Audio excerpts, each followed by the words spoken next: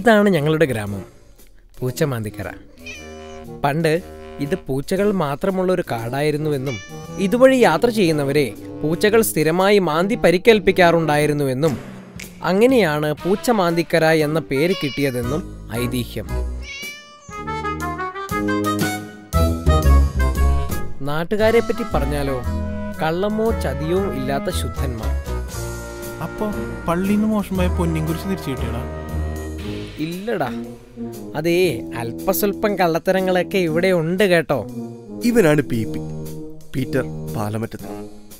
ഒരു 5 വർഷം കഴിഞ്ഞ് ഈ നാടറിയപ്പെടാൻ പോകുന്നത് ഈ പയ്യന്റെ പേരിലായിരിക്കും.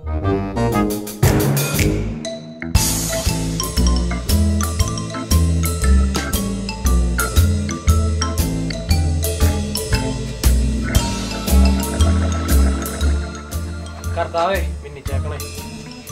Sir, Kuttappi sir, sir, Kuttappi sir. ആരാ? ഞാൻ പി. സോറി, ഇപ്പൊ കൂതാൻ സമയമില്ല, പോയിട്ട് പിന്നോ. അല്ല സാർ, ഞാൻ വിളിച്ചിട്ടുണ്ടായിരുന്നു. Peter, Peter. ഓ, അഫിനയ് മോഹി. എന്താ വന്നത്? അതെ സാർ, സാറിന്റെ കുളക്കടവിലെ പ്രണയം ഞാൻ 30 പ്രാവശ്യം കണ്ടു. അതെന്താ 29 പ്രാവശ്യം കണ്ടത്? എനിക്ക് എന്റെ കഥ മനസ്സിലായില്ലേ? ഈ സാറിന്റെ ഒരു തമാശ. സാർ, ഞാൻ എന്റെ നവരസങ്ങൾ അടങ്ങിയൊരു വീഡിയോ സാറിന് വാട്സാപ്പിൽ ഞാൻ കണ്ടിരുന്നു.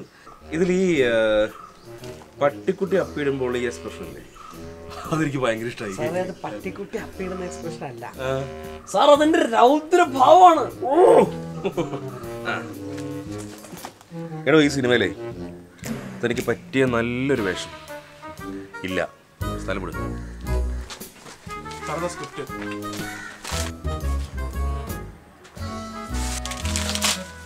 എടോ, ഈ സൗത്ത് ഇന്ത്യയില് സ്ക്രിപ്റ്റ് ഇല്ലാതെ പടം ചെയ്യുന്ന ഒരേ ഒരു ഡയറക്ടർ അത് ഞാൻ. ഒരു കാര്യം പറയാം, നമ്മുടെ നായകവേഷം ചെയ്യാനുള്ള ജോണി എത്തിയിട്ടില്ല. ജോണി എത്തിയില്ലേ? പറ്റിച്ചില്ല പോന്നു. സാർ, ജോണി ഇല്ലെങ്കിൽ എന്താ ഉണ്ടല്ലോ. അതായത് പച്ചയായ ജീവിതത്തിന്റെ ഒരു നേർക്കാഴ്ചയാണ് ഞാൻ ഉദ്ദേശിക്കുന്നത്. Sir, A4 ആർട്ടെന്നാണല്ലോ.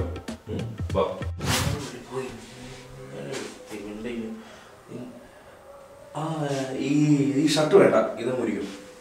ഫൈറ്റ്സിലാണോ sir? Fight master ഒന്നുമില്ലേ? ഫൈറ്റ് മാസ്റ്ററോ?